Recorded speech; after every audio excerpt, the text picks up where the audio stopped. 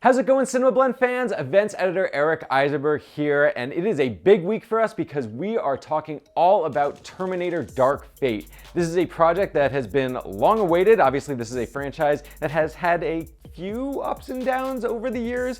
If we're being honest, mostly downs. However, this is a brand new start for the franchise. It is a continuity wipe. It brings back the original stars and actually does some really, really cool things. Now that the movie is in theaters, we can talk all about it in huge, big spoiler terms. So if you have not yet seen the film, you might want to bookmark this for later. However, stay tuned because we have some really cool stuff to talk about. And of course, as always, please hit the subscribe button below so you can check out all of these videos from CinemaBlend all the time. So those of you who have read my Terminator Dark Fate review on CinemaBlend know that I gave this movie a 3.5 out of 5 score, and I overall very much enjoyed myself watching it. It very much reminded me of a lot of the recent run of legacy sequels, also known as legacy-quels, similar to Star Wars The Force Awakens, Jurassic World, and to a further extent, Halloween, David Gordon Green's film from last year, particularly in the sense that not only did that film erase a good chunk of the continuity from that franchise,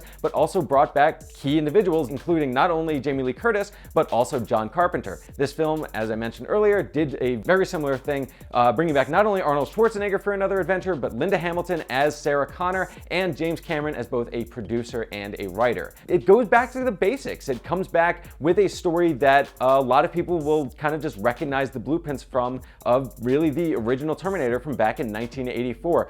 Once again, you have a story of two time travelers from the future. One is a robot that is hell-bent on killing a certain person in the past who is responsible for a human resistance against the robot uprising. The other person is a hero who comes back to essentially protect that person from the aforementioned killer robot. In this case, you have Gabriel Luna starring as the Rev 9, who is this new kind of almost a hybrid of the kind of T-1000 Terminator that we first met in Terminator 2, in that he has a certain liquid metal form to him.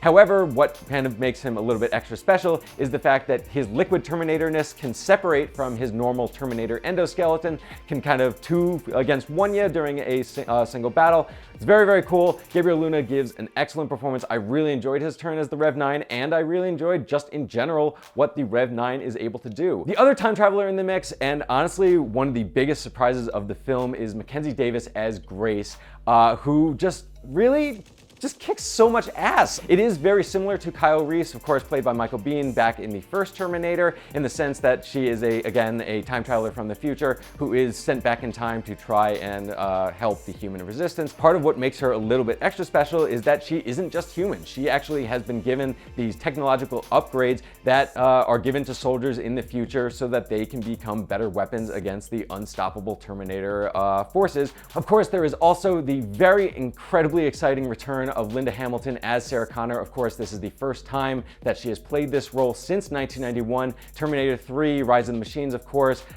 made the really dumb mistake of killing the character off. Never really understood why that was done. However, this movie kind of fixes that, and she is honestly fantastic in this movie.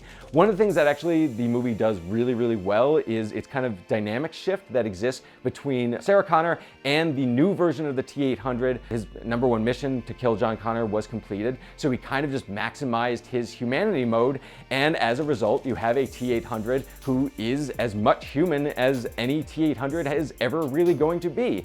On the opposite side of that, you have Sarah Connor, who, having basically the love of her life completely ripped out of her hands, John Connor being killed, she has entirely dedicated her life to the eradication of Terminators. And we learn over the course of the film, of course, that Carl has been actually sending her these coordinates that allow her to find where Terminators are landing in her timeline so that she can go and kill them. It's an interesting dynamic between them because she most certainly does not ever forgive Carl for what he did to John, but just the entire dynamic that is shared between those two characters, particularly after the history that was established with both the first Terminator and Terminator 2, it is absolutely fantastic, and honestly, my favorite part of the film.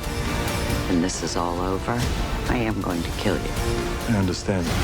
I will say, as far as kind of the action goes, I really appreciate what Tim Miller actually does with this movie.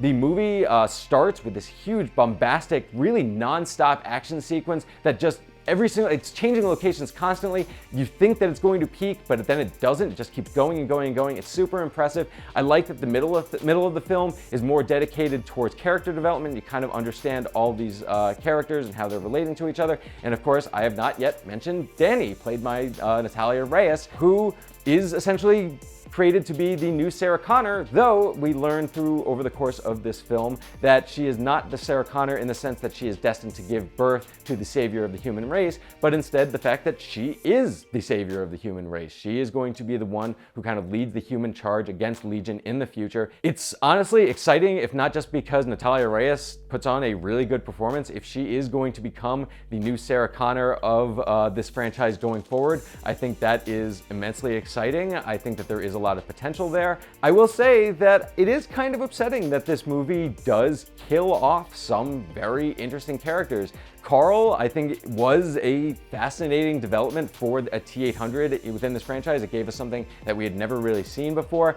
It does obviously evoke a lot of emotions, seeing that character die in a similar way that he did in T2. However, you have to wonder how many T-800s are still around and how long Arnold Schwarzenegger can actually last in this franchise. I will also say the death of Grace is also really, really sad. I mean, it's similar to, again, Terminator 1. There is a sacrificial nature. She needs to make the sacrifice so that Dani can live. However, Grace is just such an exciting character that it's kind of a shame that, you know, Mackenzie Davis might not be around for the future of these movies. It is worth noting that there is that whole ending where you actually have Dani and Sarah watching a young Grace play in a playground, suggesting that they are kind of gonna follow her as she grows up. So maybe if they do some time jumping in the future sequels, they'll find a way to include her back into the mix.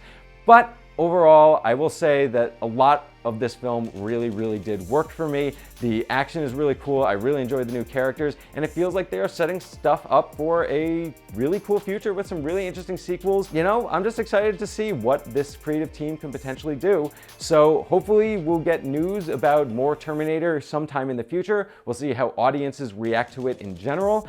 For now though, be sure to hit the comments section with all your thoughts and opinions on it, and of course hit that subscribe button as well, because we are making awesome videos like this all the time and we want you to check them out.